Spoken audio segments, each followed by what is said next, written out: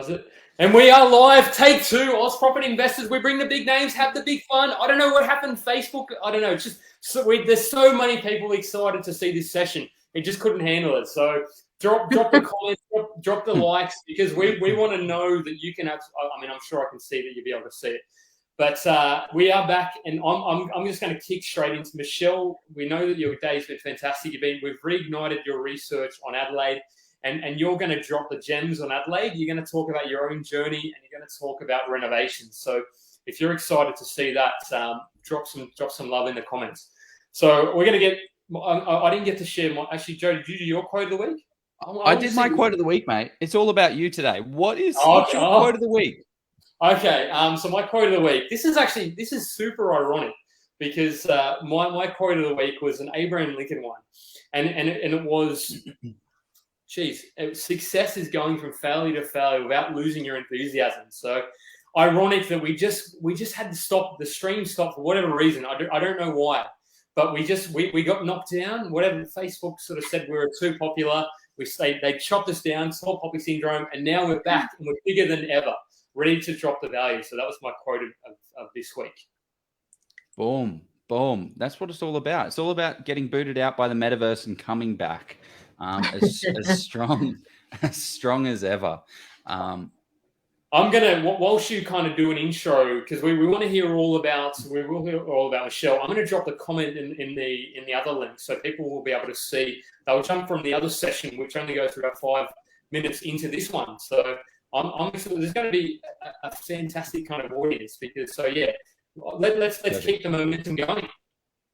Perfect. Okay. Yes, you do that, mate. You sort yourself out. Okay, Michelle, super exciting to have you on board. Now, we usually do an introduction here, but now we've got sketchy Jeff falling all over the place. This is nothing.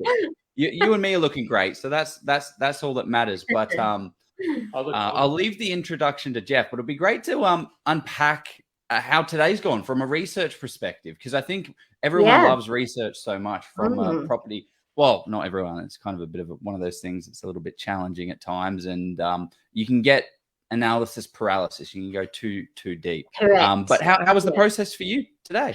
Oh, look, it was fantastic. And I think earlier on in my journey, I was much more focused on the research side of things. But as you mature in your journey and you find out what areas you want to work in and what works for you at different parts of your stages of your life, that slacks off a bit. So I was really excited today to revise what I used to do a lot of and get back to it. So I can certainly share. Hi, everyone, by the way, I'm Michelle. I can certainly share with everyone some of my tips on doing research for property. Would you like me to do that?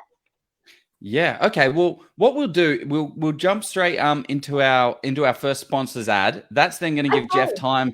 That's going to give Jeff time to kick off the link in the other one, and then we can have a fantastic interview intro to yourself, Michelle. So let's kick that off. I'm back. So we're going to run. Good. Commercial property offers the highest cash flow in Australian property investing, offering exceptionally higher yields than residential. Now, we're talking 8 to 10% net yields. That's cash after all expenses, not this 2 to 6% gross that we see in the residential space. So for those that are starting out on their commercial investing journey, it can be exciting, but it's also a step not to be taken lightly. The expertise of a commercial buyer's agent can pay dividends to help you secure that high cash flow and high growth potential property. And this is why we recommend Steve Polisi of Polisi Property. With over 6 years experience in the space, Steve has over 1,200 property transactions under his belt. He has seen it all and knows the best locations right for growth. In a previous life, Steve was a chartered mechanical and structural engineer, so he draws on his mathematical and analytical skills that he's developed to break down what works best in commercial property. As with engineering, same goes with commercial property. It's based primarily on the numbers. So if you're curious about diversifying into commercial property, you have access to $100,000 in cash or in equity, book a call with Steve today and find that perfect asset for you. And we played the wrong ad again. It was supposed to be about the book. That's right.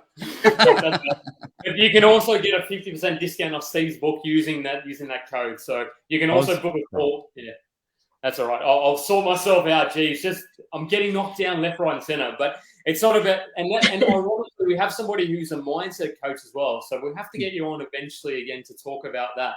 But I want to intro the legendary lady we have in front of us and talk a little bit and then get into her story as whole by herself. So at 18, a light bulb burst into life when you watch the story on, of all places, A Current Affair. I'm interested to kind of hear that one maybe. But and thanks to getting kickstarted with 18,000 in 2004, which that doesn't seem like that long ago. You started with Kickstarter with plenty of goals. Along the way, you bought a couple, renovated, and sold. I think you're very modest in your intro that you kind of mentioned there. And then you sort of, in 2014, and something I think is amazing is Property Woman of the Year 2014 runner-up. So the work that you've done there, and you find that most enjoying and fulfilling. So you also love the beach, Drew yoga, meditation, and green smoothies. So I think a part of your story that's really cool as well is that property has enabled you to stop doing nursing, which is, you love doing nursing, but I don't know about you, but sometimes you don't always love doing that. So and you weren't retired, not retired, you were a registered nurse. So you're able to do that now just when you choose. So how cool is that? Yeah, it's very cool. And the other thing that property has given me is an ability to be mum and do property, because you can, property has enabled me to do the school pickups and drop-offs, to be at every assembly, and I've been able to do the property around and with the children. So it's really powerful when women can be in that space. Yeah, definitely. Just a powerful tool for potentially everybody. So yeah, which of these things are you most kind of proud of, the things that I just mentioned? Yeah, look, I guess Property Women of the Year runner-up was a great honour for me, and I've only really started sharing that with the real world, in the last couple of years, and that's been a big mindset shift for me. So, as women sometimes, or even blokes sometimes, we're not used to putting ourselves out there and sharing our successes, but I sort of made a decision a couple of years ago that I was going to do that as a means of inspiring other women, inspiring other men, inspiring people in general to see what's possible. And, it's okay to do that and to embrace, where you've been and what you've come to. So that's been a really big growth mindset space for me. Yeah. Fantastic. Yeah, it's so true. Sorry, go, mate. No, sorry, Joel. I was going to wait for you to jump in, but you go, man. You got this. No, it's so true. But I always like to we always like to learn a little bit how did you actually get started in property? Like, what was the I mean, there was a light bulb moment at 18, but what did that actually look like, and how did you get started? Well, really, the first property we bought, my husband and I, before we got married, it was a renovator's delight. And we went in there. The lady had 22 cats living in there with a massive cat run. It stunk. It was disgusting. And I was like, this is fantastic. No one's going to want to buy this. The competition's going to be low. We can get it for a really good price. And so we did that. And we actually did that whole reno mostly ourselves. So polished the floors, and did a lot of the hard work. And after that project, we could see the increase in value that we had. And we're like, oh, there's something in this property business. And so that's where it all started. And then a little bit of time went by, started having children. And then it was sort of more closer to that 2012, where I went to a one-day seminar, and someone was talking about positive cash flow properties. I'm like, that's what I want to do. Have a property that you buy that pays the mortgage and then gives you an income into your bank, money while you sleep. That sort of resonated with me. I was like, I want some of that. So that was sort of where it all started. Wow. Okay. So I can't imagine 22 cats and then going into the aftermath of that and then having to renovate it. So what were some of the biggest kind of learnings that you took away from that project? Well, basically that, a house can present as filthy, grotty, revolting, but obviously if the bones are great, it's just a matter of cleaning, scrubbing it back, painting. It's all completely doable. And in fact, that's been my bread and butter strategy, is to buy the houses that no one else wants, the ones that have doors missing, taps missing, the ones that are graffitied and filthy. I mean, it's very attractive, but they're the ones I get excited about, because I know that if I can renovate that on a budget and uplift the value, it's completely doable, and I just love the process. Yeah. Yeah. Well, that's it, right? Like 80% of the market is owner occupiers, roundabout, right? And then the other 20% is investors. So all of a sudden, if an owner occupier wants to purchase it, that all of a sudden you've just removed 80% of the competition, and it's now just up to the investors that are brave enough to go in there. Yeah, absolutely. So, so it's been an exciting process. It's thankfully something my husband and I enjoy doing together. We are at our most happiest when we're doing a renovation together, which is fascinating because most relationships end in divorce during renovation, and we've completed quite a few together now. So we have a real passion, a shared passion for it, which is exciting. Yeah, very yin and yang. We had another guest on that said the complete opposite. He's like, me and my wife, we do not do renovations together. I do this, she does something else, and it doesn't work when we do it together. We're lucky. That's one of the places we do go really well together, which is exciting. So you bought your first renovation, and then what was the kind of year gap between that project and then the next one? It was actually quite a few years because I guess we had our son who's now 16, and we've got a 14-year-old and an 11-year-old. And so I was pretty busy in that space. We moved away to Port Hedland in Western Australia, and, we had a fabulous lifestyle up there. And then we moved to Newcastle, and that's when I sort of got back to regular civilization where I could get to property events and start to have an interest in property, and that's sort of where it really took off again in terms of my learning. And when we moved to Newcastle, I think it was about 2011, and we did sort of 4 projects in 2 years there, which was awesome. Wow. And that was the place we did the 20K reno, which was the full house inside and out, secondhand kitchen. Wow. That was a property we bought at auction. So I'll give you a tip: buying houses before Easter and before Christmas, or in the January school holidays is a great time to buy, because most people are thinking about the holidays and not buying. So I think this particular property was in Raymond Terrace, just out of Newcastle, and the auction was in-house, and it was an 1190 square metre block with a house on it that had very bad termite damage and had been in very poor condition. So it was boarded up, and we purchased that for $145,000. 1,000 square meters. Can I buy 10 of those, Michelle, please? Can you give me the DeLorean and take me back to that? Because the funny thing was, though, this house, there was 2 houses that went for sale, and we bought one, someone else bought another, and there was 2 blocks of land. Now, these houses weren't in particularly affluent areas, and so the person who bought the other house, their house got trashed, and we were very lucky ours didn't. But it just goes to show sometimes boarded up, it sounds like it's already been trashed. I know, that's the thing. I buy them. It doesn't matter if they trash them, or I might bring it. That'll help me. I need that wall knocked out. Exactly.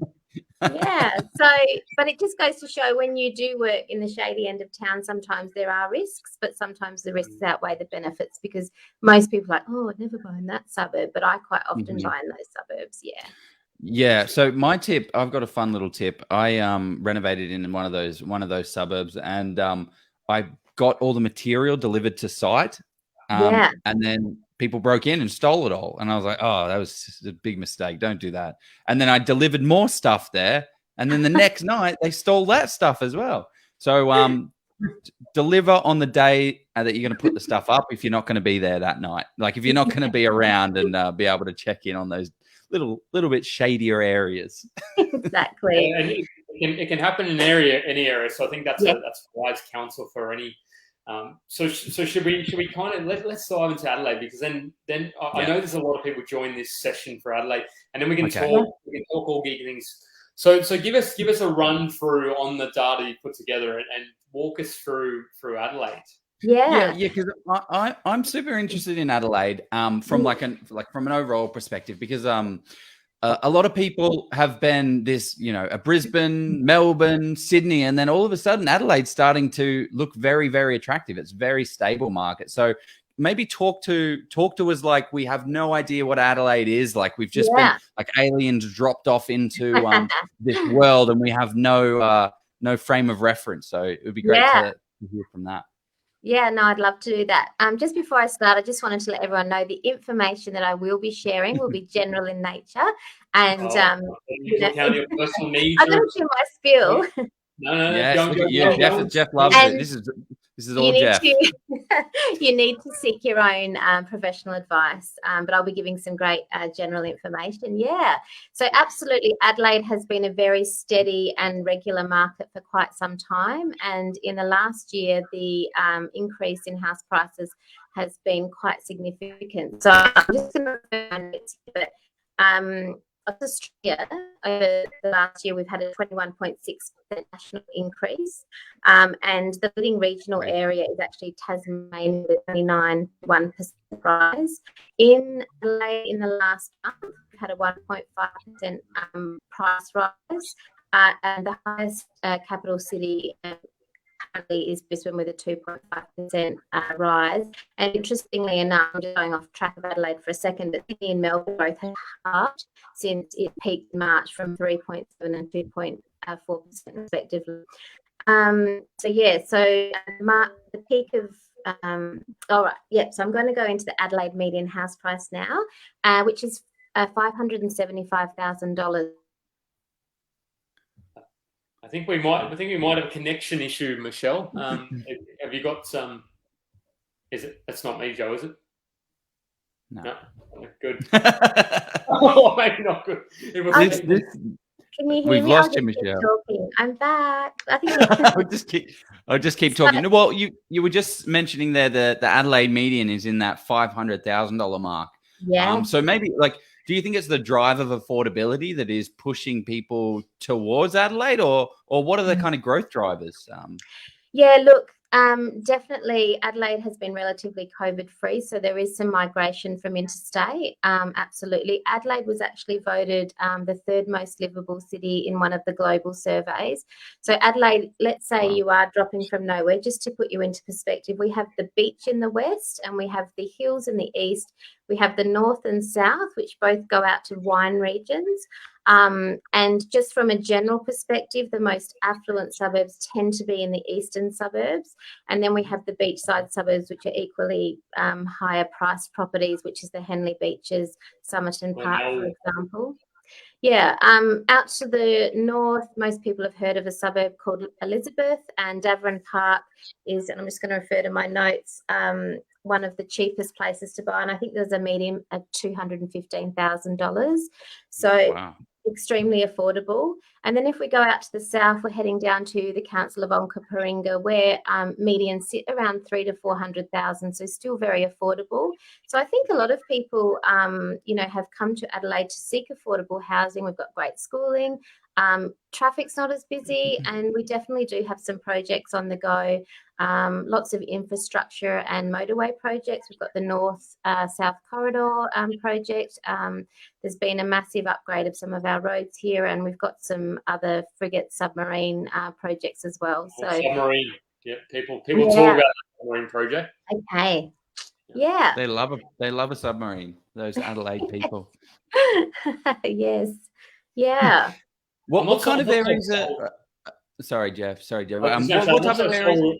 Oh, you go. Sorry. Okay, one at a time now. Who's going first? You go, Jeff. I was going to say, I'm not so sold on how good the football team is. Port Adelaide. What about the Power or the Crows? But anyway, I don't know if you're a footy fan, but I love. I'm not particularly, but I'm Crows over Port Adelaide. Sorry, Adelaide people. My mum's Port. My grandparents were Crows, so it's a bit of a mixed bag. But we watch the football, because my son plays soccer. There you go. Yep. So what were you going to say, Joe? Tell us. What of those areas that you just covered off? Like, where's the potential for you? Yeah. Like, where are the areas that you are seeing a great growth? Yeah. So some of the cheaper seaside suburbs that people might be interested in are the likes of Sellex Beach and Aldinga, which are down south in the city of Onkaparinga. So Sellex has a median of $353,000 and Aldinga's about $370,000. There's also Christie's Beach in there, which has been popular for some time. Noarlunga Shops is near there. It's still with easy access to the expressway, so people can get into town easily. So there would be some of the suburbs that I would consider down south, for example.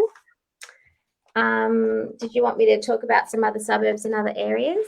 Yeah. I mean, where is let's just say you've got a $500,000 borrowing capacity, and you're looking for your next project. Maybe you don't want to spend all of that, right? Sometimes you don't want to max out your borrowing capacity. Where would you go for a buy and hold, and then where would you go for a buy and sell if they're two different places? Well, let's just. I don't know if I like the framing of that question, because it worries me a little bit, because it's kind of fun. It's kind of telling people where they could buy. Let's kind of. I want to know more about the areas of Adelaide. So you did talk about the 200K Elizabeth sort of. What are you seeing on the ground down in Adelaide in these areas? Yeah, look, I think, all of the areas of Adelaide have had a distinct price rise in the last year. So I think if you'd purchased anywhere 12 months ago, everywhere has lifted. The question going forward is, are those areas going to continue to lift? And I think there are certain areas that are probably more prone to lift than others. And some of those that I thought to mention is the city of Mitcham, which includes the Big Flinders University and the Big Flinders Medical Centre. And so those are massive employment hubs for people. You're in between, you're not far from the beach. We've got Marion Shopping Centre. So those areas surrounding those precincts are always going to be popular. There's always going to be a high demand for rent. So there's some of the areas that I would consider in that respect. If you want to, I did read today in my research that I had so much fun doing that, one report that was done was saying that in general, Adelaide and the Adelaide Hills, and also regionally Mount Gambier, are places to watch in terms of rising markets.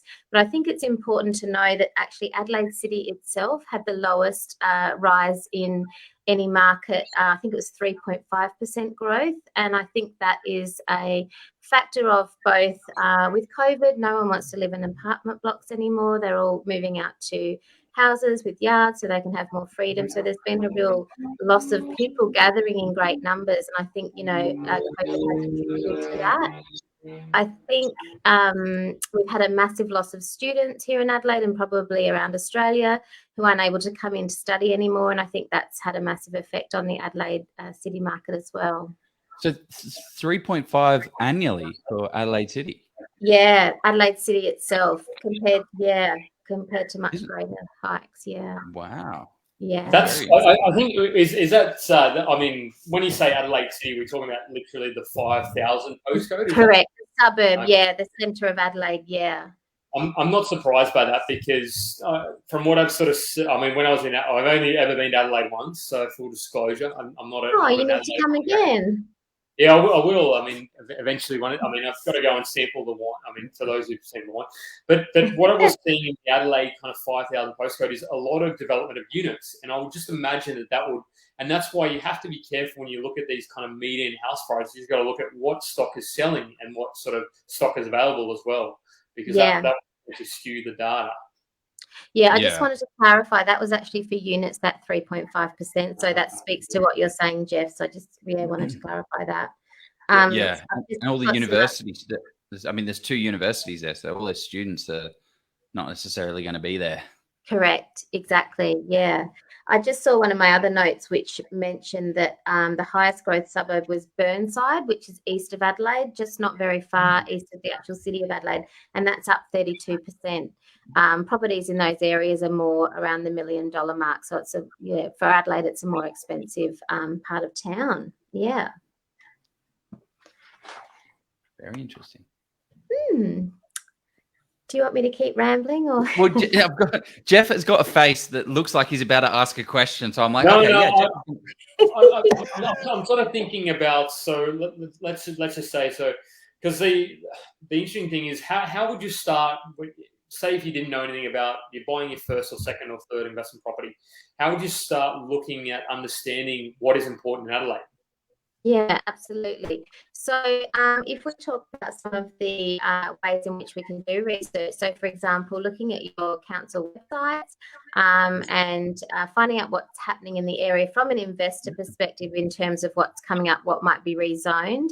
You just also look at suburbs undergoing gentrification. So looking at the suburbs where there's been lots of new builds, for example, and there might be a heap of asbestos houses that are being knocked over.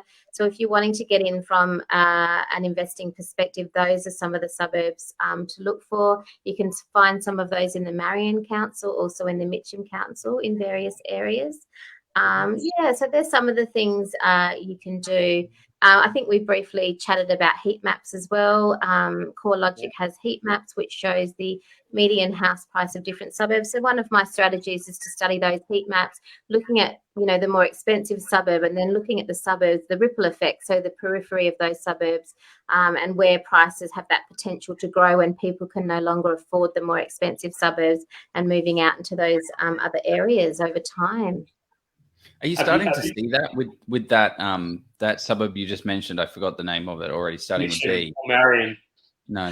The one that's grown the most, the $1 million one. Are you starting to see Burnside? Are you starting to see the peripheries of them starting to heat up a little bit? Look, to be honest, I didn't research that specifically, but I imagine, naturally and organically that would be the case. So people that want to be in that suburb, they'll go to the lesser expensive suburbs surrounding that. I would imagine that would definitely be occurring. I can definitely see it in the areas that I know well. Yes. Yes, a lot of. That's what the ripple effect is, right? When you can't afford one of those more expensive places, and then it starts to spread out throughout the rest of those lower, the more affordable locations and those type of assets. But just to speak generally to the Adelaide market, like the rest of the country, it is a hot market, and properties are selling for a lot more than expected at auction and just both with regular sales. So I think I wrote down something like, all houses have had around about a 90K uplift in general in the median areas, for example. So it's just been like, boom. Yeah, which is very cool. Yeah. Can I ask a question about I don't know how well or how much you know about Elizabeth, but what are you kind of, because that to me, if I'm a beginner investor, or if I'm just somebody, you look at that and you say, okay, it's 2 to 215, and I think it's been that for 10 to 15 years. What are your kind of insights on that area? Would you? I'm not saying you to say whether you should or shouldn't buy there, but what are you? I've never been to the area, so what should we be looking for in that area so we make sure that we're protecting ourselves and not sort of seeing something that doesn't grow for 3 to 5 years? Or is that just an area you're not familiar with? Yeah, well, look, not so long ago you could buy those prices even cheaper, so there definitely has been a lift in those areas. Look, with some of those areas, if you are going to purchase as an investor and have tenants, there are some concerns that you might have. So, in some of those lower socioeconomic areas, obviously some of the tenants might have the odd car in the front yard, maybe trash the house a bit, but not everyone's like that. Of course, this is extremely general, my commentary on Elizabeth. So there's risks associated with that, and I would say that it is a little further from Adelaide and perhaps is not going to get the capital growth that you would buying more expensive suburbs further in. So if you can afford it, I of all people love to get a bargain and love to pay not too much for houses if I can, but yeah, there's risks associated with certain areas within. That's actually that's a really good insight, because I think a lot of people do exactly what Jeff is saying, right? They go for the most affordable property out there, and that you've got to kind of flip the perspective of if it's $200,000, is that going to be the budget that you want to be investing in? It might be worthwhile from a growth perspective to find and save another $100,000, maybe not $100,000, but another 10%, 20% deposit to be able to afford a $300,000, $400,000 property because of the growth that you're going to see. So yes, you may have to wait 6 months or 12 months, but look forward 2, 10, 15, 20 years. And if you get an asset that grows an extra 1% or 2% more, financially speaking, you're going to be far ahead than someone that just bought all these cash flow positive properties that you know, give you an extra $50 a week, but they don't have the growth, and it makes it very, very challenging. Yeah, it's a risk you take. And, you know, the other thing, of course, is manufacturing your own growth through renovation. So that's been a very, you know, strong strategy for me is renovating on an absolute budget and creating that uplift in a short amount of time, 8 weeks at best, doing a reno. That's pretty crazy time. But yeah, absolutely. I agree. Yeah. 8 weeks. Yeah. One question I have is going with what kind of things should we be aware of with the Adelaide market that maybe a Sydney or Melbourne investor comes to with a preconceived notion, like buying next to a train station, right? That's one of the things that, what are some of those things in Adelaide, do you think? Yeah, look, I think it's important for anyone that's going to buy here is to be able to connect with someone local perhaps and find out those little Adelaidisms, you might call them. But absolutely, you know, buying toward train stops within the inner city is sort of more acceptable. As you go out, or people don't necessarily want to live right next to the train, for example. So there are a few things to keep in mind. Other Adelaidisms, I guess, you know, just again being aware of these big projects and seeing, like for us, we purchased some properties that we've now sold down south, and we specifically bought them because we knew that the expressway was being built from Adelaide to the south to increase travel time.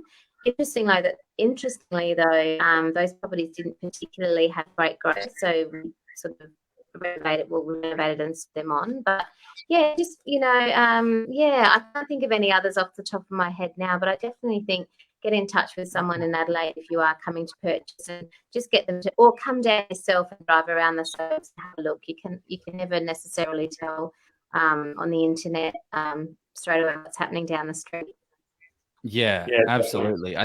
I think one of the biggest tips that people can do is get on the phone to locals, get on the phone to property managers, real estate agents, and people in the know, pest and building inspectors, you know, people that do depreciation reports, and just have a chat with people and be like, hey, look, I'm thinking about this, and get everyone's insights from their side of things, and then that helps you paint your own picture of the place. And generally, if you're, you know, a serious investor and you're looking to buy a property, they're willing to have a chat and help you. So you buy a property around their area, but just be aware of their biases. So if you're speaking to a real estate agent, this area is really good because I have a property here. You've got to kind of be careful of that. If you go to a barber, they're going to tell you to get a haircut, right? So, I mean, you go to a real estate agent, they're going to tell you to buy a property. And I've just got one. Here's one I prepared earlier. I definitely encourage people to access their property investor network, and, you know, like on your Facebook group page, say, hey, I'm thinking of this. What do you think? Getting, you know, local people's impression of the area. And what are some of the areas? Are you looking to buy a property at the moment? Like, are you in the market, or where's like? Well, the market's been very hot, as you all know, and credit is tightening, or has begun to be tightened. As you know as well, the banks are starting to change their parameters around borrowing, and so that will have an effect on the market in due course. I think I read that in 2022 there's possibly going to be 2 rate rises, possibly toward the end. Once again, general information, very general information. So 2 rate rises. The RBA saying not until 2024 that they're going to even think about raising rates. Well, no. So they clawed back. They clawed that back, and they said that it's not likely. So they've changed the wording. So it's important to look at. So they've opened themselves up so that they can do that. So they changed the tune a little bit. I mean, and you can never, you know, can you really believe headlines anyway? It's wait and see time, but eventually it will happen. As we all know. But in terms of projects for us at the moment, we haven't been looking exactly of late. I've been homeschooling my beautiful daughter, so I've been focusing on and also doing my coaching and education, which is exciting. But I will never say no to a renovator's delight. So, you know, it won't be too long and we'll be back on the I'm excited to chat to you about the renovation side of things because I went onto your website and I saw some of the places that you bought, and they do scare me a little bit. There's graffiti all over there. They're all boarded up. There's no windows. Like, what will make you say no to a place? Because, like, I think you have a very good vision to see what the future perspective of this property looks like. But what are some of the things that are like, no, boom, see you later. I'm not going there. Look, if the whole house is leaning to the side, that's not a good look. So there was one property that I was looking at, and I was like, nah, it's really structurally unsound. So it has to be structurally unsound.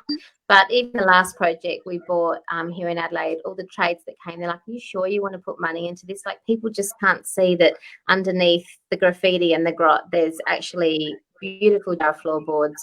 Yes, the roof's got lots of holes in it. Yes, the plasterboard, but we can replace that and we can fix it all up and make a beautiful home for someone and do that on a budget, which is exciting. So, yeah, structurally unsound, try to avoid the odd, leaning bit of a floor or dropping floor a little bit. Lots of houses have faults in them. It's not about having a perfect home. It's about making a safe, neat home for a tenant. There you go. So carrying on from that, those are things that you consider you wouldn't touch. What are free things you look for, or what are your free top tips when renovating? Yeah, so my strategy is to use as much secondhand and recycled product as possible. So I am the Gumtree queen, the Facebook Marketplace queen, and the side of the road queen. So I'm not opposed to picking things up. Sorry, family. I've got no shame. I pick things up off the side of the road. Our last project, our vanity, was from off the side of the road. We just put some new taps on it. It's beautiful. There was hardly anything wrong with it. And it's going into a home. Most people don't live in perfect homes. So not perfect vanity, it doesn't matter. So buying things secondhand is the way that you'll save thousands of dollars. Most of the kitchens I buy are around $1,000 off of Gumtree, and then I normally configure them, and then I normally get a new bench top.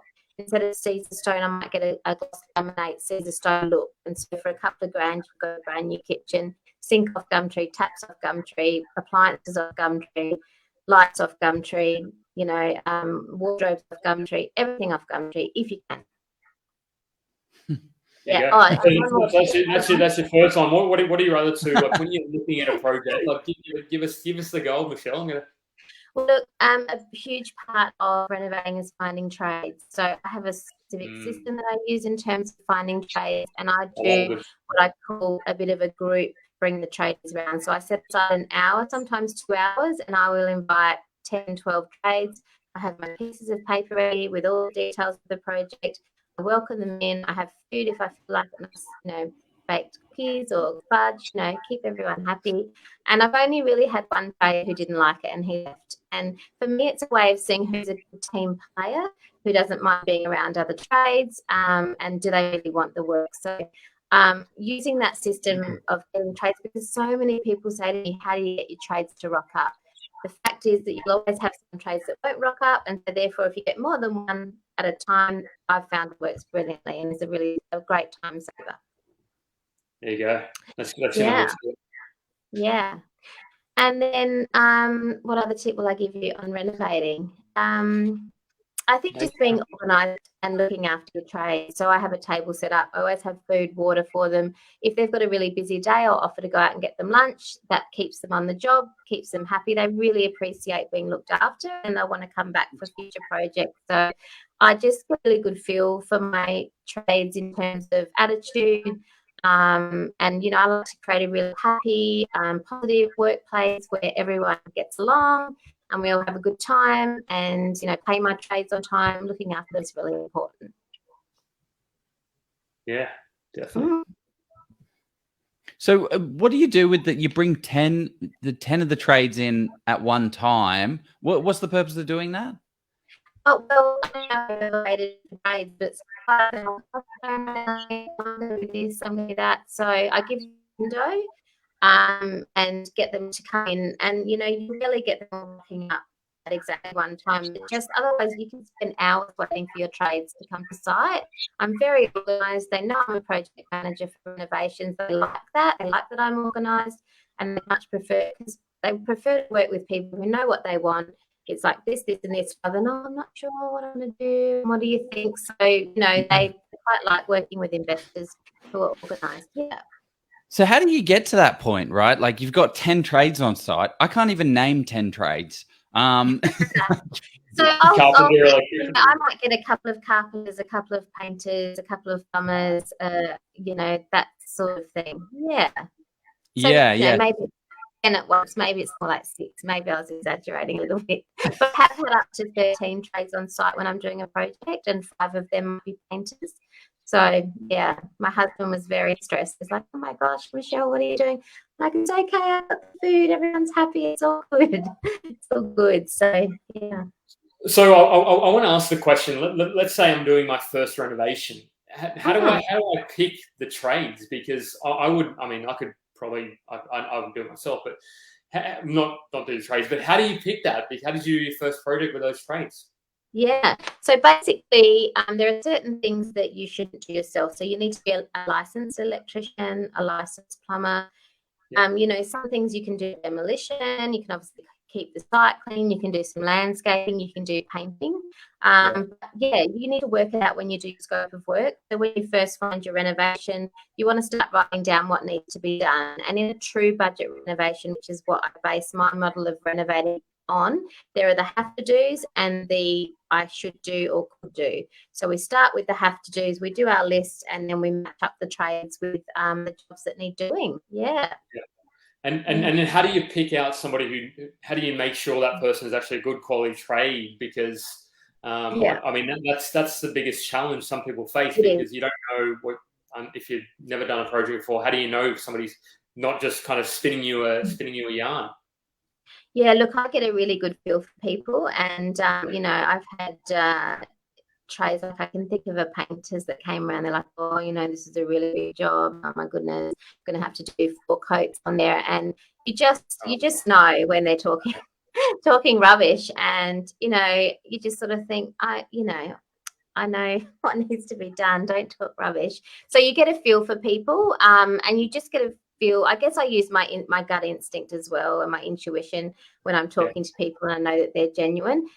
One of the biggest things that people find difficult is to find trades. And I initially, when I'm doing a project, I spend quite a bit of time finding my trades, meeting people, and testing them out. So there's a few ways you can determine whether they're good or not. So obviously referrals from friends. You can read reviews on High Pages, for example, or reviews on Gumtree or Facebook Marketplace, wherever it is that you find your trades.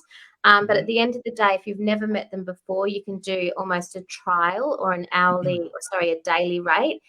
You can try them and then see how they go. If you're happy, you might extend that to a contractual amount, or you might just keep them on I don't often do daily rates, to be honest, but if I'm not happy with someone, and that rarely happens, I'm normally fairly lucky, but I have had trades that I would never use again. Absolutely.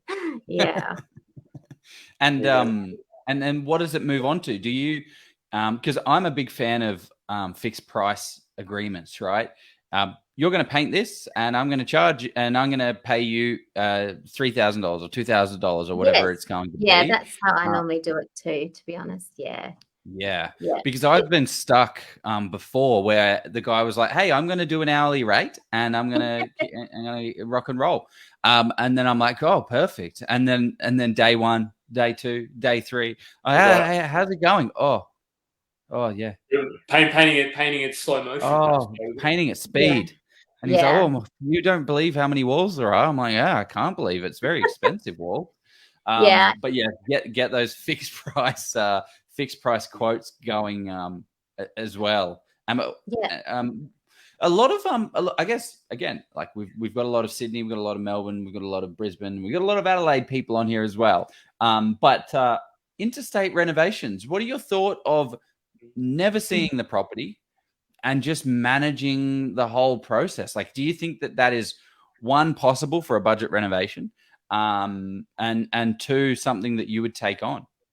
Yeah, we've done it. Absolutely. Before that property I told you about earlier in Raymond Terrace, we actually did an interstate renovation on that property, and there's definitely ways and techniques of sorting that out. So you, first of all, if you at that time we had an agent we were using to sell the property, so I used him to check on the property. He actually set up a light to go on and off, and he set up a radio to go on and off. So he was amazing. But also with the trades, I just get them to take photos before, get them to take photos after. Other things we've done more locally is you can actually set up cameras, not to spy on trades, but to keep an eye on movement, not to spy on trades, but to keep an eye on movement, to and from the property. But totally doable, yeah. Finding friends in the area, like just get onto your property networks. Someone's got to live somewhere, where you're renovating, definitely. So it's totally doable, absolutely. Mm. And with COVID, people have been forced to, renovate from a distance because you couldn't travel when you're in lockdown. So yeah, it's been an interesting time. So setting up cameras, what does that look like? Are they like those portable Swan ones? Yeah. So I'm trying to think. It's the EOUI name. I forget. Is it EOUY or something like that? I'll have to put it in the chat box later. But they're only a couple of $100 from JB Hi-Fi. We actually use them. We didn't use them for that particular long distance renovation, but we have used them on a property here that we renovated, and when someone goes into the camera, it actually sets off an alarm on your mobile phone, and you can actually yell at them through your phone. So one night it went off, and my husband's like, "What are you doing?" And this guy's and he ran away. But yeah, there you go. Yeah. That paid for it. That's the price of admission. It paid for itself. Yeah, we had a few light-fingered friends visiting that property, and again, when you're sort of purchasing in areas where that sort of activity might be more prominent, a little bit of a security camera is a little bit of a deterrent to them. Yeah, sometimes. Other times, not so much. They're like, "Well, come and get me." Oh, okay. Yeah. The police can't really do much anyway. But just the key to that is lock your stuff up. We had a generator. One of the things I learned from this project is the power took a lot longer to get set up than I had planned. So we actually ended up buying a generator, and I remember one of the trades saying, "Oh, Michelle, put that generator inside and put a cover." He was very worried it would be stolen. But yeah, you don't want to have that sort of thing in eyesight for people that are coming round to grab. But our painter did have some stuff taken from that property, which was unfortunate. Yeah, so lock your stuff up. Yeah, definitely. So take us back to we really got into the weeds, got into the detail, and I love it. I do love detail. So take us back to when somebody wants to do a renovation project. What are the kind of numbers you look at? How do you sort of do a quick feasibility to make sure it's going to be a good renovation project if you're going to sell it? Yeah, so I use really broad numbers, and I do like to buy properties that are the most rundown and therefore the cheapest, I guess. So, like for example, the one we bought that I was just telling you about, we picked that up at auction for 180K, which is well below land value as well. And there was no competition. The house looked atrocious. It had been empty for 8 years. And so where was this one? Sorry, Raymond Terrace. No, this was in Sturt in the Marion Council. It's about 700 metres from a major shopping area. But this area also has quite a lot of housing trust flats. And this particular house we bought, there's a massive flow through of people walking from the housing trust flats to the shops. And when did you buy this one? February last year. Yeah. Perfect. For 180. Yeah, 180K, Hayes. Yeah. So at the auction, they said to my husband, because my daughter had a birthday party, I said, "You better go." I said, "Yeah, let's try and get it for 180, a bit of fun." And so he put in his first bid, and they're like, "Oh, can you put a 2 in front of that?" And he's kind of looking around like, "There's nobody here. Why would I bid against myself?" And yeah, so anyway, we picked that up. But when we, I guess, do our numbers, we do it based on the fact that there is room, a gap within buying the property and renovating it and still having at least a minimum of a 50K uplift in the property, but more if we can. And that one ended up being quite a bit more, which is good. Happy days. And do you, with your renovations, how many of the, like, what percentage of them do you sell versus you keep? Are they all are they all selling, or what do you? Yeah. So we have held and sold throughout the journey. I have, as I've gone on in time, I have realized the value of holding. And of course, like we discussed once before, we all wished we hadn't sold that property that we bought for 300 that's now worth $1 million. So definitely moving forward, my strategy is a bit of a mix of buy, renovate and sell for that chunk to bring into the portfolio to pay down debt, and then buy, renovate and hold for the long term. So it's a bit of a mixed bag. Yeah. But it's always that's a good thing. It's a good thing you can kind of, like, when you're doing so many renovations, you can choose which one you want to hold and which ones you want to keep, and you can start to decide, you know what, actually we're going to sell this one because there's a better opportunity. The opportunity cost is greater to keep this, $180,000 place that is going to be worth $1 million eventually. Yeah, exactly. Yeah, that's true. Yeah, I like it. So what were some of the key takeaways? How did you get, because for those that don't know, this place was 180K, and what value uplift did you get out of it? So that was actually valued this week at $500,000. Yeah. Oh God. Yeah. So we did a 70, it was a 70K reno on that house, which was one of our more expensive renovations. And that included full rewiring, full replumbing, removing 70% of the asbestos. Oh, bye, Jeff. 70% of the asbestos. But just comes back to, again, how much asbestos was there? It was all asbestos. The external cladding of the house was all asbestos. So we got rid of 70% of that. We didn't get rid of. It's quite hard to get rid of the asbestos in the wet areas like the laundry, because it's all integrated into the cement. So we just decided to do the rest of the house, which is fantastic. Yeah. So that was 70K reno for that whole entire house. That's massive. I mean, okay, 70K isn't a lot for a renovation, but like the way that you do renovations, I feel like 70K would stretch a while. Yeah, that was probably one of the highest amounts we had spent. But yeah, I know lots of people spending 200K easy on a house. But keep in mind, we're not renovating for $1 million property, so we're not putting in those expensive kitchens and appliances and everything.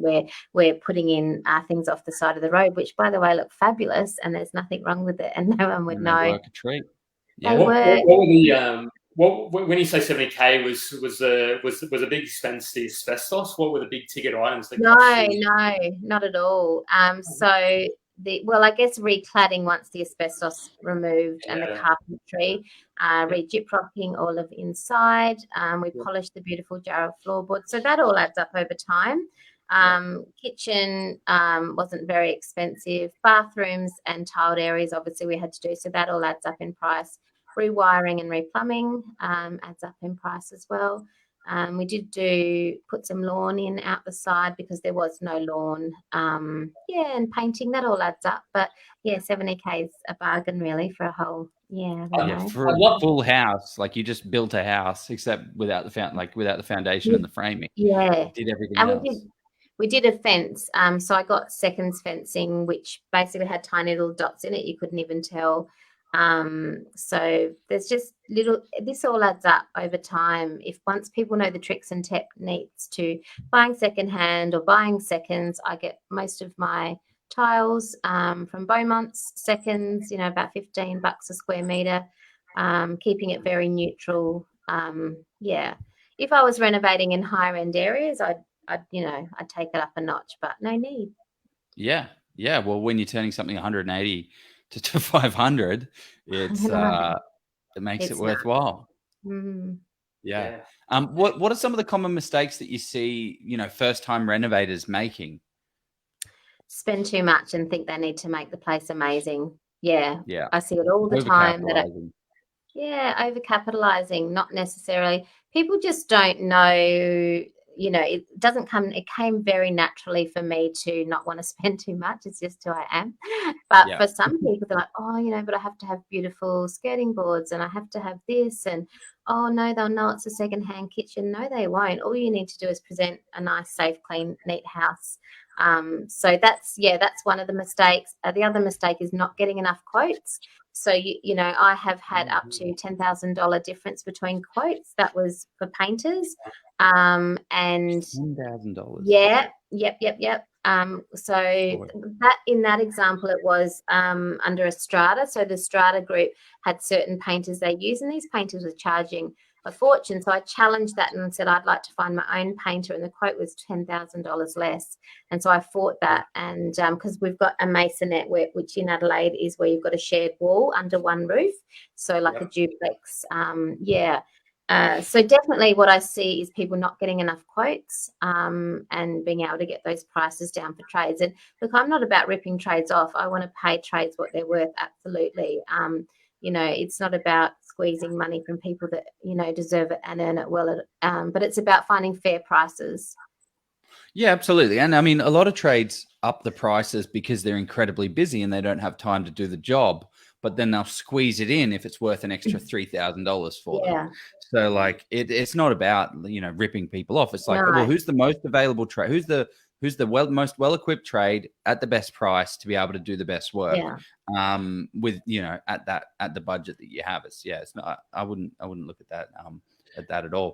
What are some of the little tricks, the little tips that we can do? So I'll give you a bit of one of my favorite ones. The PowerPoint one, is it, Joe? PowerPoint one. I love it. I just love it. Tell me. My favorite. Jeff obviously has heard it. I've probably said it like 6 times. Killing me.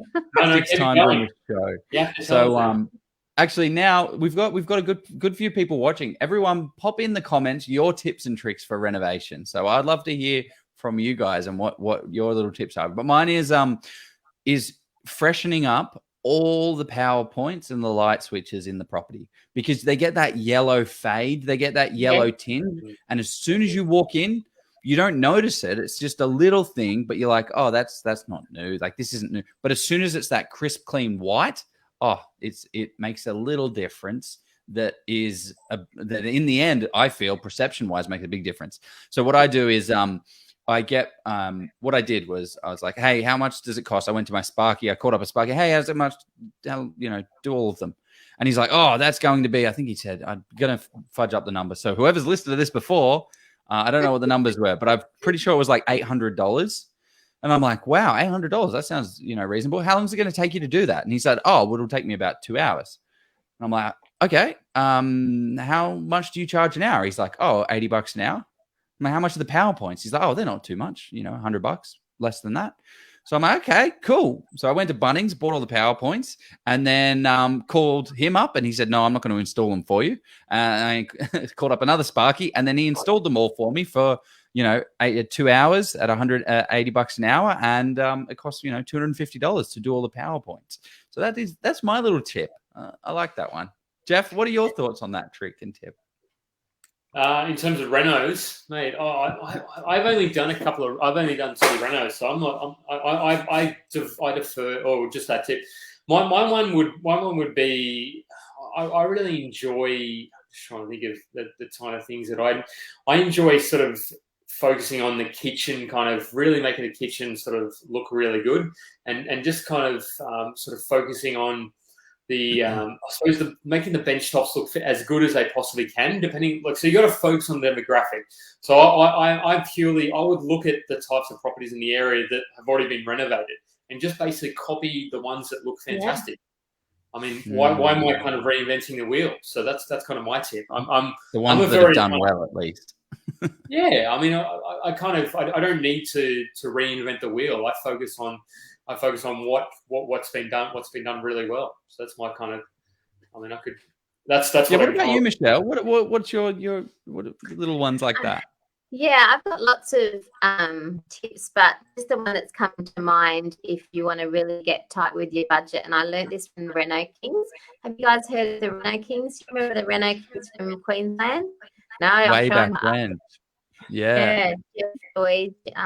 Yeah. So they, I remember reading one of their books, and their tip was basically to spray paint the whole of the inside of the house one colour. So you basically do the ceilings and the walls all in one colour, and you spray paint it all at once. So it'll be a white, obviously, and that is a really budget way of covering all your walls.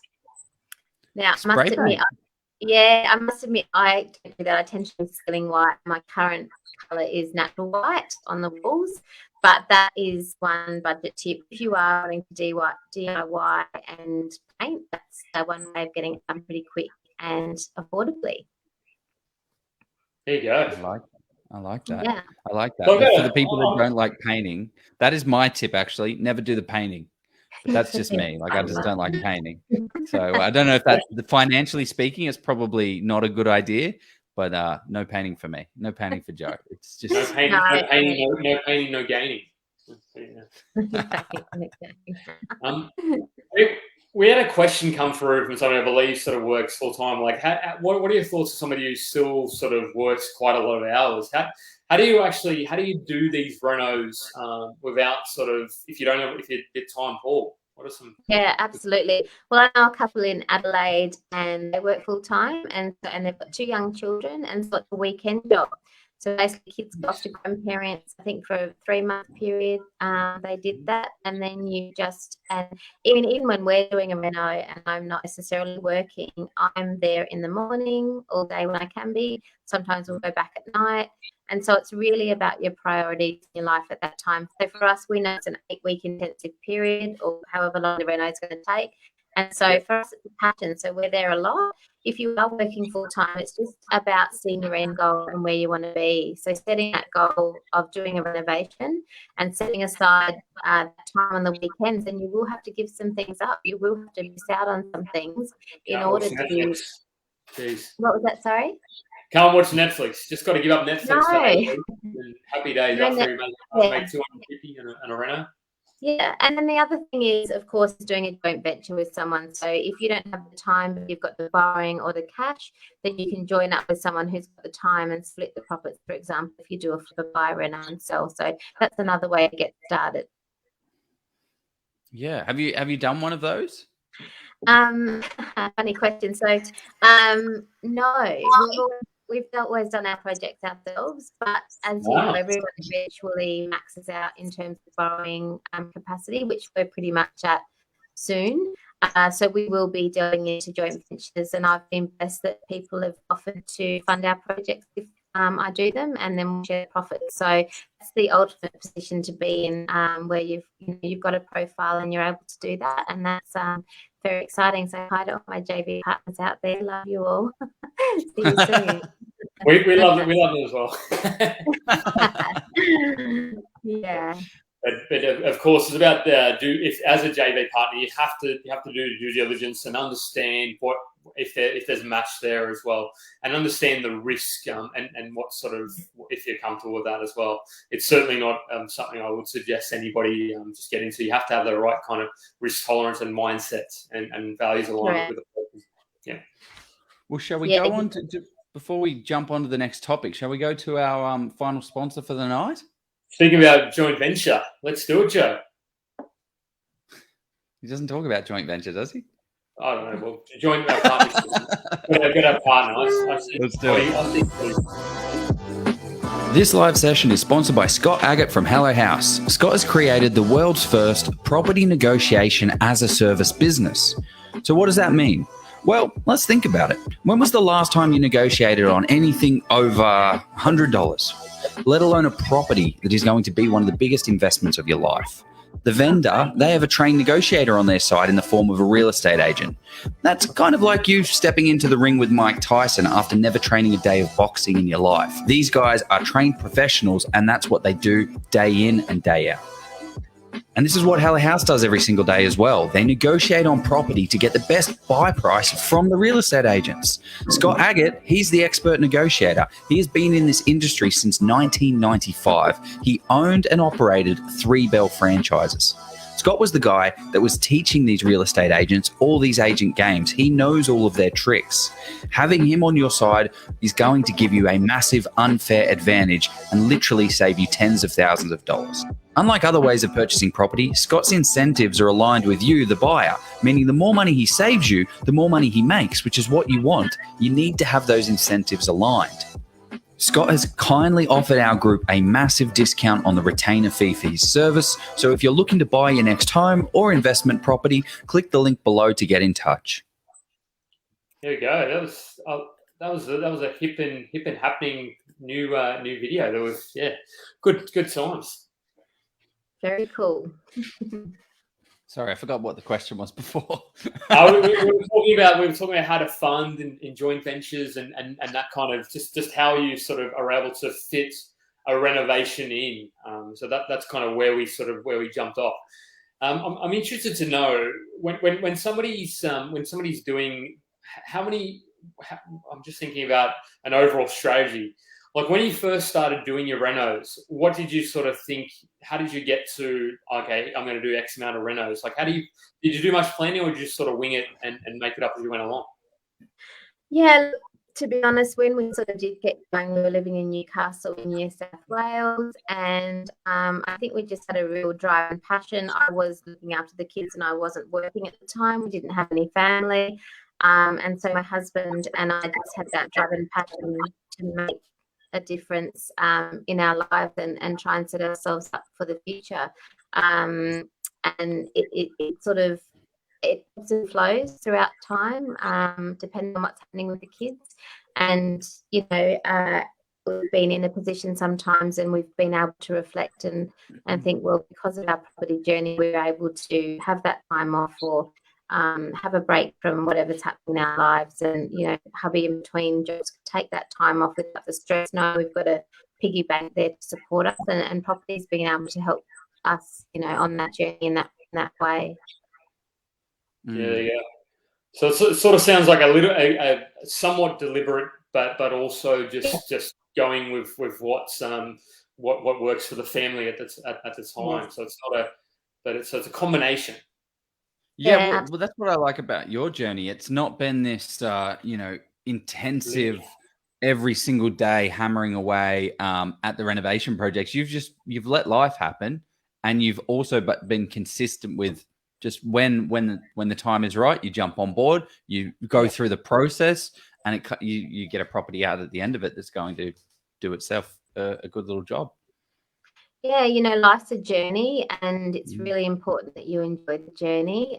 And for me, I'm happy if I live on a hill with a small, simple house. But I'm also happy if we can have choices with how to spend our time and how to support our children. And that's been a real blessing for us and something that we don't take for granted. And we instill lots of the values that we have in our kids, and that's something we're really proud of. There you go.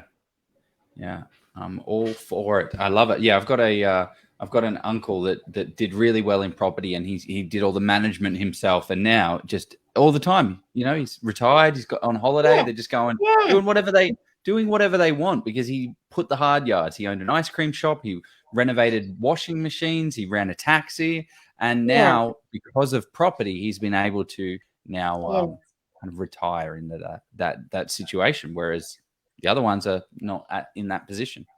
Yeah, well, as you know, most people work full time, and then when they come to retirement, I know women heading for retirement, like, how am I going to survive without my wage for my job? And there's, a distinct lack of superannuation. Women have about a quarter of the super that men have because they're out of the workforce, having kids, etc. And so, property is one way that people can have that nest egg for retirement or for up until retirement. Yeah.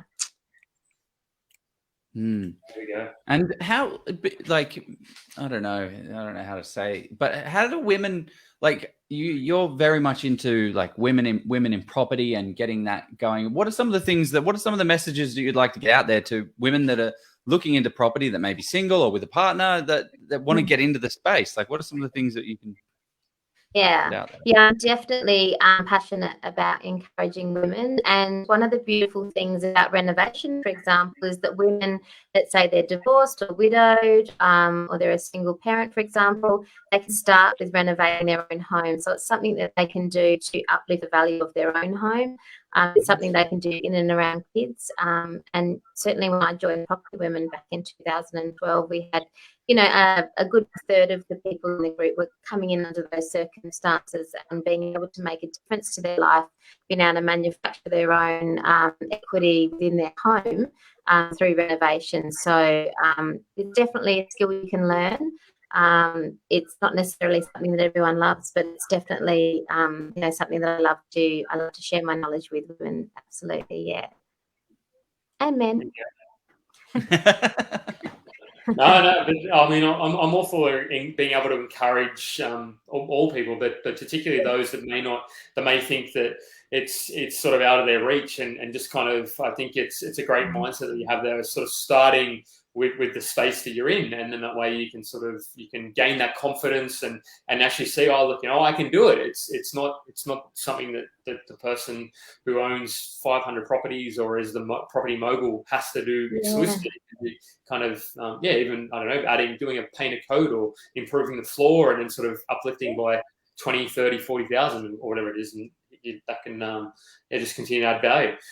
So I'll carry on from that, and then we'll sort of, I think there's some cracker questions in the thing, but if somebody's sort of starting, where are some great resources for women and men, but particularly women, what are some great resources you'd encourage them to look at?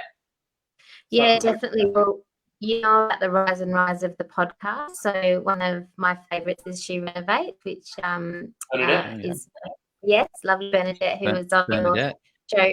Yeah, so I've been lucky enough to be on her podcast as well, but I love listening to her podcast. Obviously, you can just Google Renovation Podcast, Property Investment Podcast. There's heaps of them out there. And so, that's a really good place to start to get free information.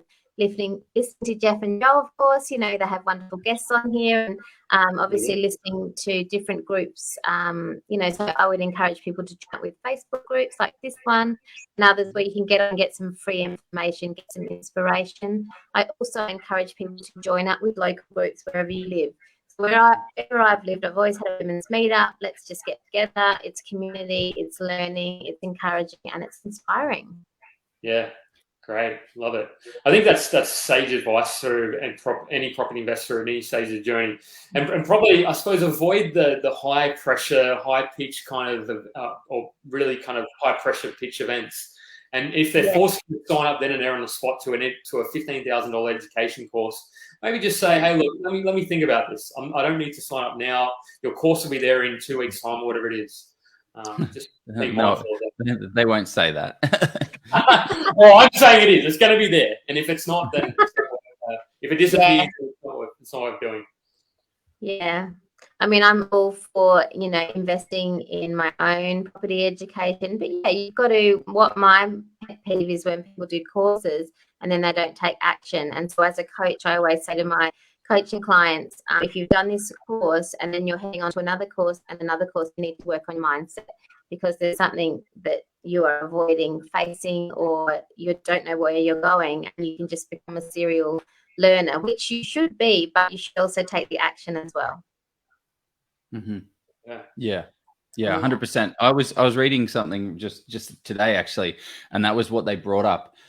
It was that someone was trying to write a book, and he's like, well, I'm so busy right now, but I could be a best-selling author, but I just don't have time. And he kept using that as an excuse because he didn't want to face the reality of like failing, right? So to be able to go out there and go to these sessions and then actually enact it and see how you do, because you might fail. Like Jeff and I say all the time, our first property ventures were not successes. They were not the best job. I spent $20,000 on a renovation and lift the value. $20,000.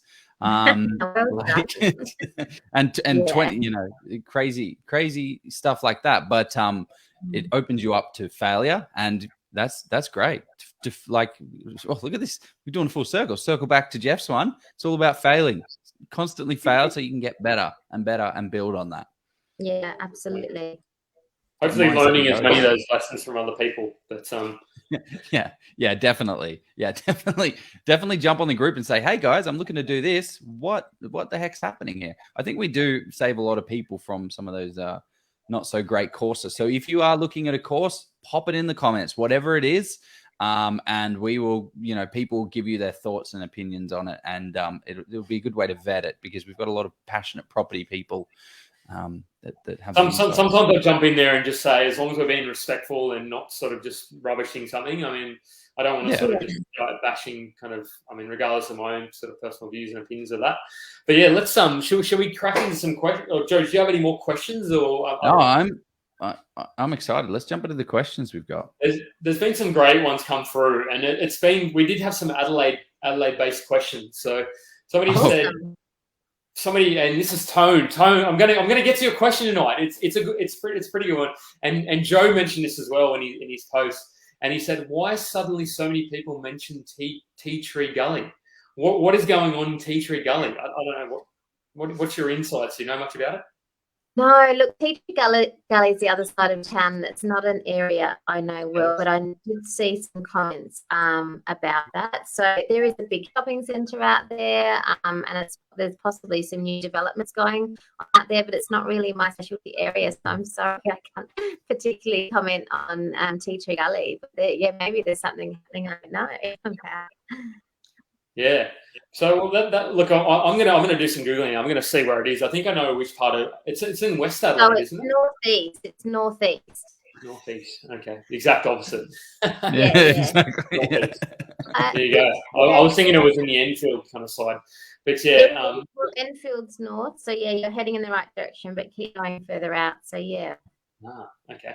Yeah, so somebody else mentioned what areas are famous for the heritage houses. So, give us kind of... Yes. Yeah, it's an issue. Yeah, I can do that.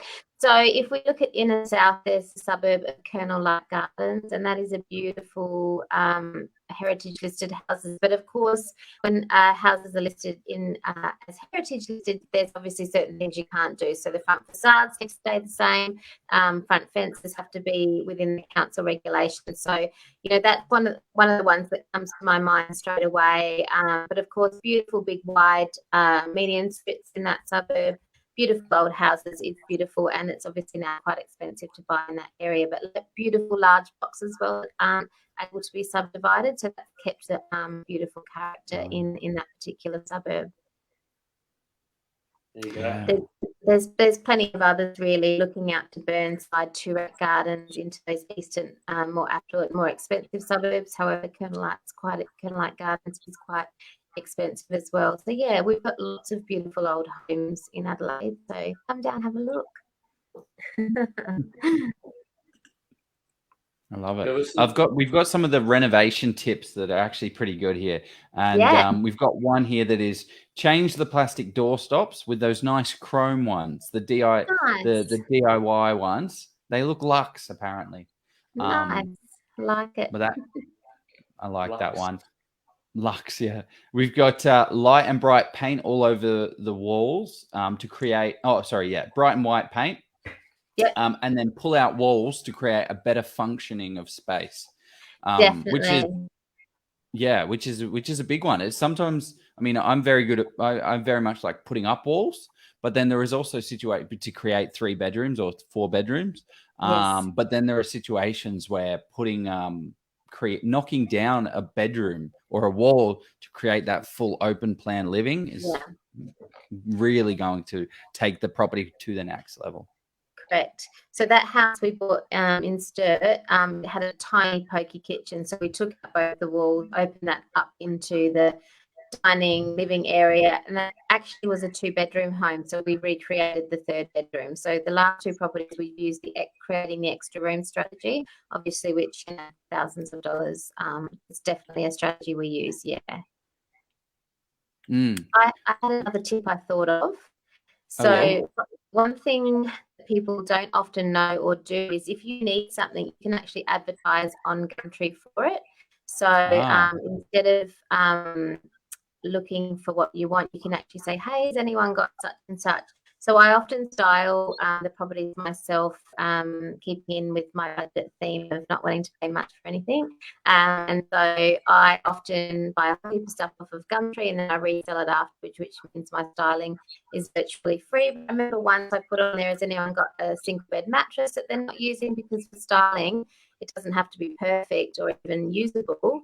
And just put people over respond, has anyone got any bark tips they don't want? Because some people don't like to put on what they've got, but they like to respond. So if you need something for your property, put it on Gumtree, ask for it. That's a great tip. I can totally understand people being like, oh, I can't be bothered doing the listing. I'm messing about. Oh, but I've got this thing here. May as well. Yeah. It's in my area. I'll just hop on over. There's a quick $50 in the afternoon. Sorry, go. I was just going to say, and just look out for random bark piles around your neighbourhood. You know, sometimes the council dumps bark, or I remember when we were in Newcastle, the local scout group had all this bark. I said, what's happening with bark? Oh, nothing. Okay, I'll come and bring a trailer load. So whatever you can get for free is great. You're doing, you're taking something off someone else's hands that doesn't need it. Recycling, good old reducing wastage. Definitely. I must say, if anybody's in the Illawarra and wants a TV unit, I've got a TV unit that I don't know what we're going to do with. So it's in pretty good nick too. But I could put it on the Facebook, but I don't know. So getting back to Adelaide, because Braden, he was super keen, he was pumped. So I want to jump to one of his kind of. He wants to talk. And I particularly like this one. He said, "What are your thoughts on the Barossa or Barossa?" I'm like, I don't know. Is he talking about the wine? Is he talking about the property market? I mean, I don't know. Like, I could kind of go I'd say he's talking about the property market, and again, it's way out the other side of my town, and it's not my specialty area. But what I can do is do some researching back to Braden in the Facebook group, if that's okay. Yeah, I mean, and if you were to know which particular area, because obviously the Barossa is quite big, there's Nurioka and various other places, but there's definitely, it's out that side of town where there's the area of Gawler, which is sort of, I guess, almost semi-rural, or some people see it as a rural town, but it's a bit of the urban fringe when you're heading out north. So yeah, I definitely, if Braden puts some more specific questions in, I'm happy to do a little bit. I think he's talking about Nuriopta. Yeah. I'd have to have a bit of a look, to be honest. I'm not off the top of my head. I don't know. It's quite a distance from Adelaide, though. It's about 77. It's about I don't know. I don't know what. I mean, obviously there's the local wine economy, but aside from that, I don't think there's going to be much travelling to Adelaide at that distance. Yeah, look, I think some people probably do travel to the northern parts of Adelaide, perhaps, but it is a lifestyle area, I guess, in that it is that semi-rural feel with the wineries. Beautiful place to live. So I'm not sure about it from an investing perspective. I haven't studied it specifically. Yeah, there you go. Maybe he was talking about the wine after all. I don't know. But anyway, I love a good wine. But yeah, so Chris Dusting, if you could clarify what DTN stands for, because I want to know what DTN is as well. But Chris also asked a good question. He said, when refinancing after you've renovated a property, if the banks value it conservatively, what strategies or steps do you take to counter this? I think it's a great question. Yeah, great question. Yeah, so after we renovated the property that we've been talking about tonight, we did have it revalued. And so my strategies for doing that is I actually semi-style the property. So we rented this out and kept it, but I went in, obviously make sure the property is clean, make sure it's warm, turn on the lights, turn on the air cons when your valuers are around. I also print off a lot of documents, so comparable sales, and obviously I'm going to edge toward the more expensive comparable sales. I print them all out, I put them on the bench top, I meet the valuer, I welcome. I don't do cookies on this occasion, but I just I point out the bonuses of the property. We've got aircon, it's freshly renovated, beautiful jar of floors, and I have all of those things listed for the valuer. So I just do everything I can to present the property beautifully and to get the best valuation as possible. Fantastic. That's great. I mean, it's something that even now one of the people we've interviewed for, Terry, does as well. He puts together his whole portfolio and goes when finds out when the value is going to be there and actually presents it to them as well. So you can sort of say, look through and see exactly the work's been done. And I think, I mean, I don't. It's not always going to work, but if you can sort of demonstrate that you've taken the time, effort, and energy, I think most times you will get a more positive result and demonstrate what you've done. It's worth a try. Yeah. Katrina, so she's asked another interesting question. What are things you find add the most value when you're going to hold and want to get a valuation done and release equity? What are the things you do? Yeah, well, I guess again, just a renovation in general, but obviously you can update the kitchen if it is quite dated. So, you know, a true budget reno would be painting the kitchen, changing the door handles, and maybe even resurfacing. You can get resurfacing products from Bunnings that you can use, but sometimes it's not expensive. You can pick up secondhand kitchens for around $1,000. Most of the carcasses of those secondhand kitchens are standard. And so therefore, if you reconfigure that kitchen within your new space, if you've got a cabinet missing, you can go to Bunnings and get a caboodle equivalent to slot into that spot, and then you can get the bench top made up. And I'll give you a tip with the bench top. If I go to the bench shop, they're going to charge me retail. But if I get my cabinet maker to go to the bench top shop, he's going to get it, in some cases, 50% less. And so if you've got a regular cabinet maker that you use, you get them to measure it up and order it, and you'll often get quicker as well. So, yeah. That's a great tip. Yeah. Yeah. I think I don't know if I should be talking about this, but I think my dad managed to get a Bunnings trade card. He just said, "Hey, I'm doing a lot of things around the house. I'm a tradie." Like, and they just didn't ask any questions. So I don't know. Maybe I shouldn't. That should be what I should keep. The criteria is you need an ABN, and it's called a Power Pass card, and you can get. I think you need to get them. I think my husband and I both have our own, and I think it's about a 5% discount that you can get on all your products. So if you've got an ABN under a business, you don't necessarily have to be a tradie. There you go. But again, general advice. Yeah. Go and speak to your local Bunnings and tell them that you're speaking to your local Bunnings professional for specific advice. Yeah. So the interesting question here, I don't know if we specifically touched on these, but we sort of skirt around a bit. Somebody asked, what are your specialty areas around Adelaide? Well, my specialty area is anywhere that I can find a dump, really, something that's been unloved and neglected, squatted, crack house reno, chick they call me sometimes, which I embrace. But currently now with my family and our situation, I'm really looking for properties within 15-20 minutes of our home, and that's always been the case. But just with what's happening in our lives at the moment, that's what works for us. So in the south of Adelaide, There you go. Yeah. Sorry. Yeah, that's the thing. Like, there's deals everywhere, and there's opportunities everywhere. So even within 20 minutes of where you're at, it doesn't mean you have to buy local, right? Definitely don't just buy local because you live there.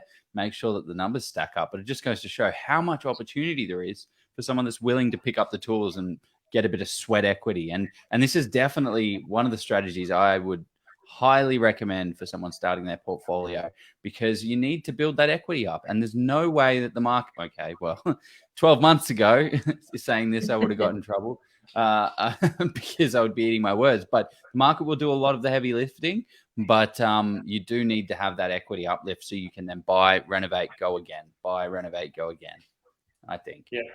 Yeah. So Nathan's, I don't know if this is getting too specific, but he said, as in you may not sort of know, do you know much about the housing trust locations percentage ratios, or how do we find that information?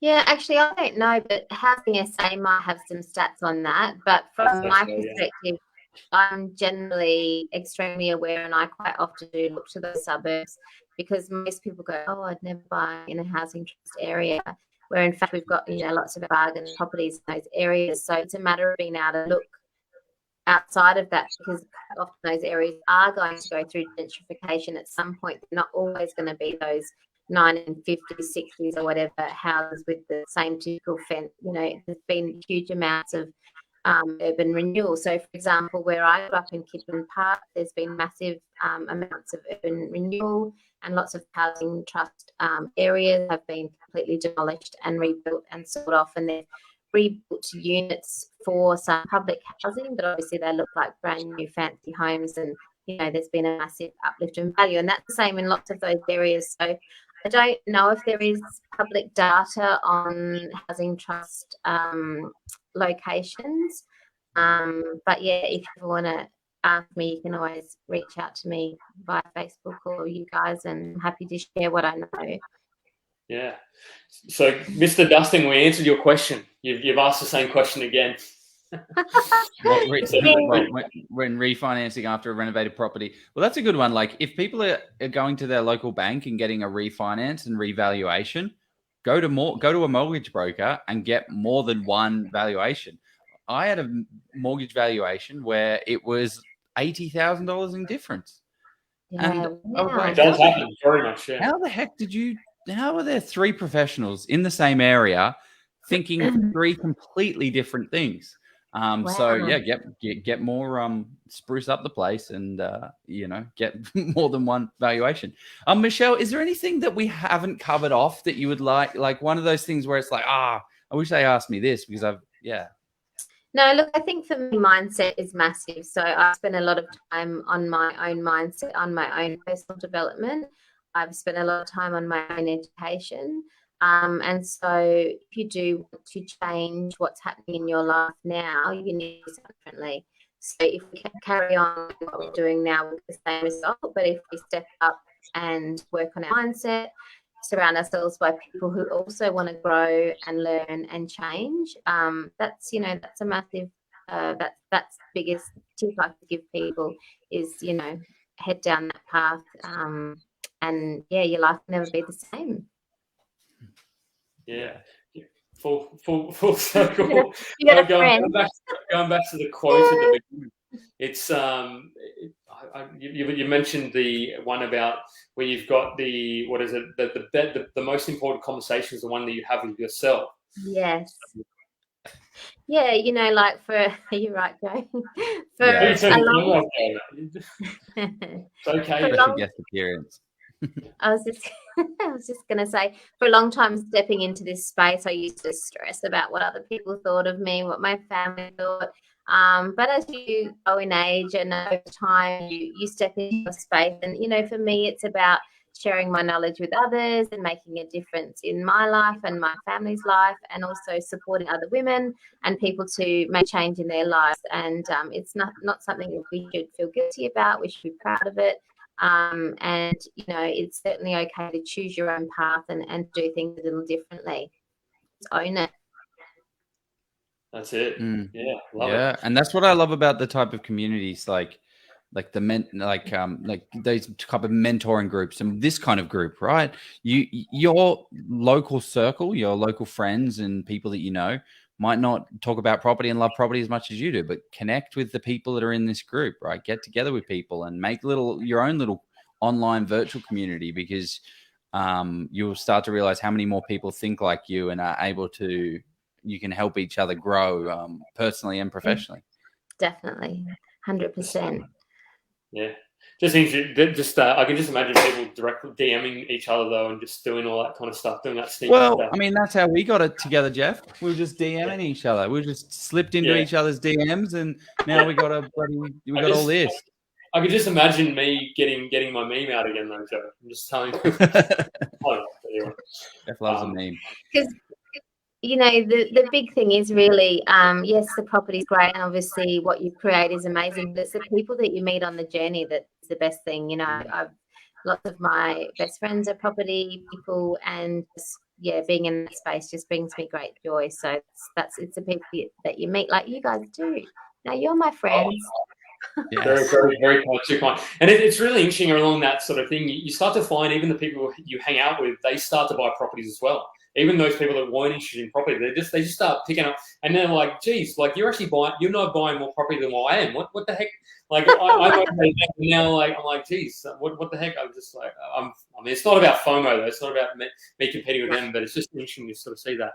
Yeah. And but really enjoyed this session. Thank you for coming on, Michelle, and thank you for just for being one of the people who's being comfortable, being vulnerable, and also kind of being a guiding light for people who may not necessarily always have the confidence or just the mindset, be that male, female, young, old, and whatever background they're from as well. So hopefully you can get kicks news for that message. So thanks for spending an hour and a half with us, hour 40. Thanks for the opportunity, and thanks for what you do for your community as well. Yeah. How can so if people want to learn a little bit more about Adelaide and a bit more about Michelle, how do people get in touch? Yes, I'm Michelle Lewis on Facebook. I've just started my Facebook business page, which is Michelle Lewis Property. So you should be able to find me, or you can stalk me on the AUS Property Group page as well. Yeah. Amazing. Yeah, check out. You've just had a new website revamped. I was checking out the blog today. Like there's a crazy renovation. You spent $2,500 on a bathroom. I was like, is that even the same bathroom? Like it's got this brown and yellow, and all of a sudden it's just glistening white. Website's really sick. I like it. It looks like It looks like a really slick renovation. Someone's renovated it. It's good, isn't it? The tricks and the tips, eh? Yeah, no, that's awesome. Thank you for sharing that. Yeah. Pop it in the comments there. I guess that's the end of it. Thank you very much, Michelle, for taking the time. And if anyone wants to reach out. But let's go renovate a property. I'll see you guys later. Yeah. Thanks, guys. Bye. See ya. Yeah.